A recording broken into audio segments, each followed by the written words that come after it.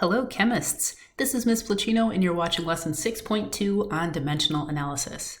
In today's lesson, we're going to use dimensional analysis, which is an incredibly useful technique to convert between units. So, some goals for today's lesson. Really just explain what dimensional analysis is and what conversion factors are.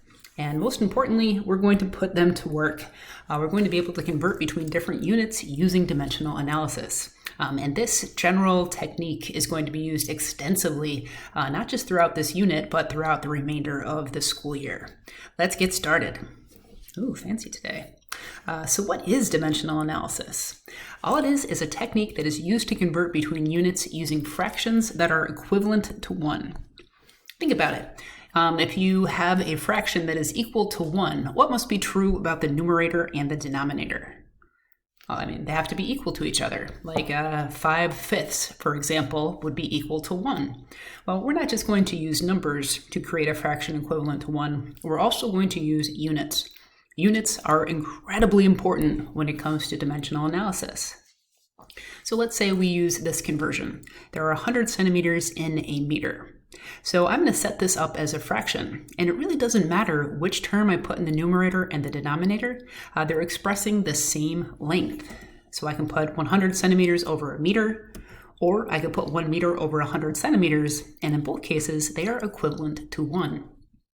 Which of these conversion factors you would use really depends on what units you are trying to convert out of and what units you are trying to convert into, but we'll get more into that a little bit later. Let's look at another quick example with some units you should be familiar with. 24 hours, 1 day. What are the two different conversion factors, or fractions equivalent to 1, that I can set up using 24 hours and 1 day? Well, hopefully you're thinking that I can put 24 hours over 1 day, and I can flip that fraction on its head and get another fraction equivalent to 1 day over 24 hours.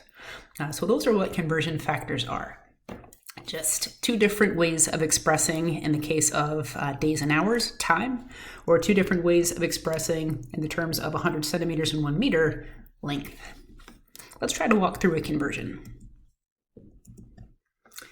Before we do that, just some general pieces of information about dimensional analysis.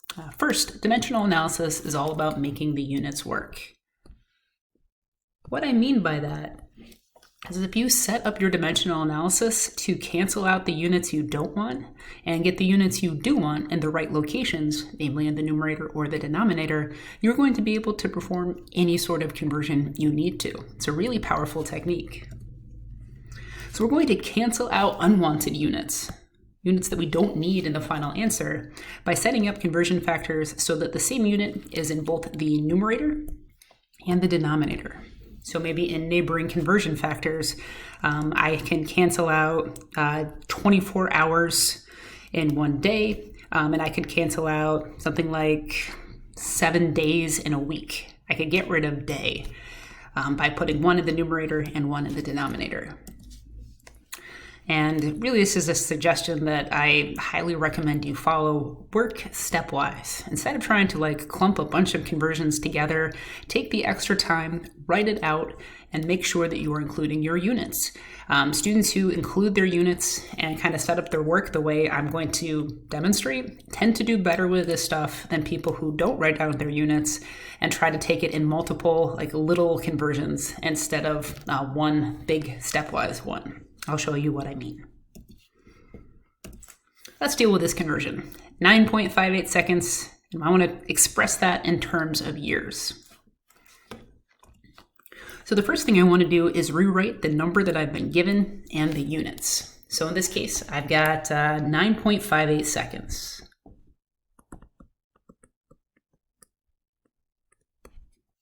I'm going to put that over 1, just to help keep my work organized. I'm going to work horizontally and just, we'll get there in a second. I know I want to get 2 years. I don't know how many seconds are in a year, but I can use fractions equivalent to 1 and work stepwise to get closer to years and cancel out the units I don't want. So for example, I know that there are 60 seconds in a minute. If I set this fraction up for this conversion factor of 1 minute over 60 seconds, I can get my seconds to cancel. Seconds in the numerator, seconds in the denominator, they cancel out. If I stopped the calculation there, I would be converting 9.58 seconds into minutes. I don't want to do that. I want to get to years. So let's go ahead and make some more conversion factors. I don't know about minutes into years, but I do know minutes into hours. I know that there are 60 minutes and an hour. I've got minutes in the numerator, minutes in the denominator. I can cancel out again. If I stop the calculation here, my answer would be in terms of hours, because that's the only unit I have left. I don't know how many hours are in a year, and I don't know much. But I do know there are 24 hours in a day. Again, I can cancel out my units, hours. I'm left with days. The last conversion I need is how many days there are in a year. Oh, what if it's a leap year? Should I use 365 or 365.25? In all honesty, it doesn't really matter. It's going to affect your answer. Now, not in a place that we're going to record because of significant figures. So I'm going to use 365 days equals 1 year. Now day will cancel out.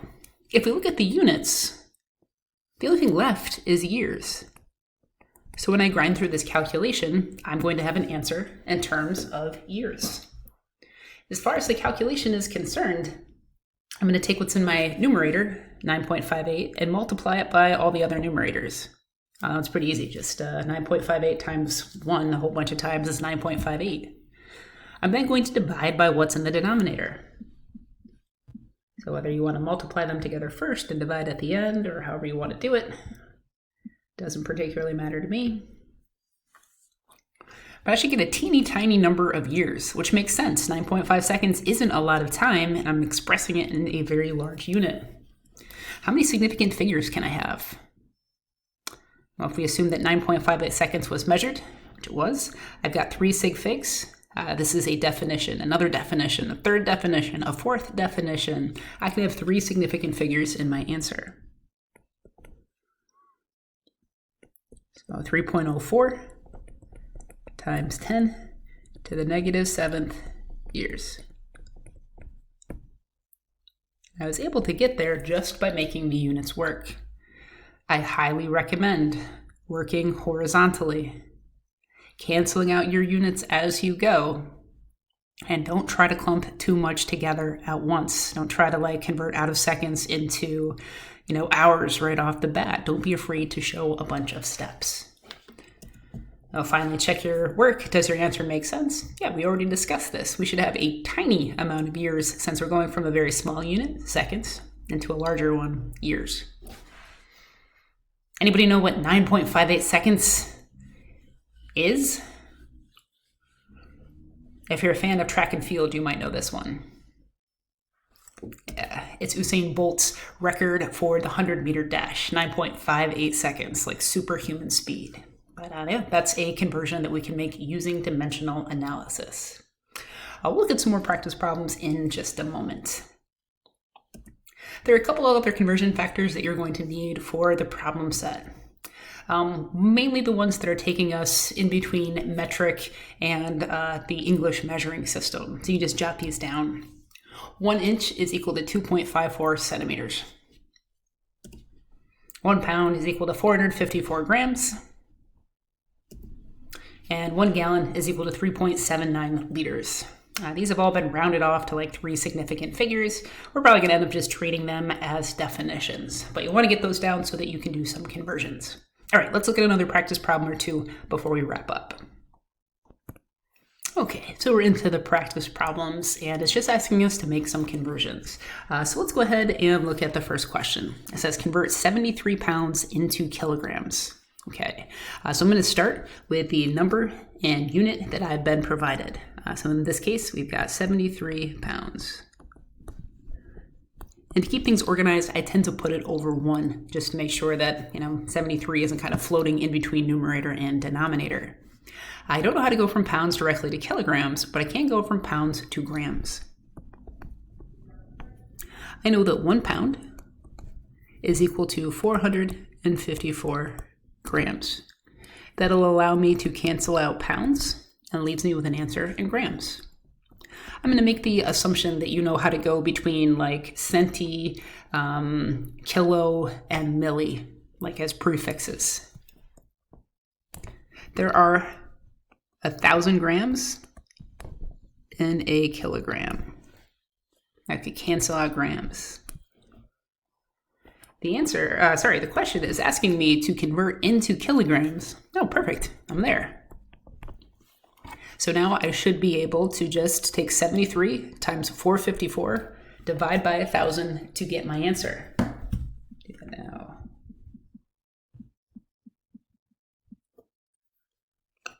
I'm coming up with 33.142 kilograms. Can I take all those sig figs? No. We're going to assume that the number that's provided in the question is a measured value. So I measured 73 pounds. I've got a conversion factor, which we're going to treat as infinitely correct. I've got another definition, exact value, so I don't have significant figures there. I'm limited to just 2 sig figs. So I've got 73 pounds is equal to about 33 kilograms. Make sure you've got your unit. Go ahead and try out question number 2. Pause the video and unpause it when you're ready to check your work. I've got my conversion factors set up. Let's make sure I'm doing it correctly. We'll switch color ink. So I'm canceling out gallons to convert into liters. I'm canceling out my liters. I'm left with milliliters. Oh, great. That's exactly the unit I want to get to. How many significant figures can I have in this answer? Well, this we're treating as an exact definition. This is an exact definition, an exact number, so we don't have sig figs.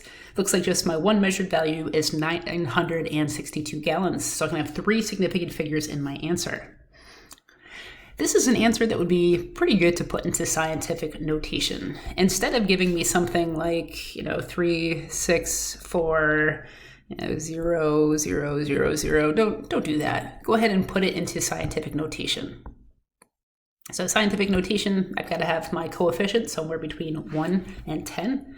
I can 3 sig figs, so we'll call it 3.64 times 10 to the 6 milliliters. That's it. As you can see, you've got a bunch of other practice. What happened there? Practice problems to play around with. I would definitely encourage you to practice this technique with units that you're familiar with, like time and weights and volume, stuff like that. We're going to be taking this technique and applying it to units that you might not be so familiar with. So make sure that you get the technique, the process down well, and then we'll make this a little bit more related to chemistry as we keep moving forward. All right, chemists, that's it for today. Thank you for tuning in, and I hope you found this lesson helpful.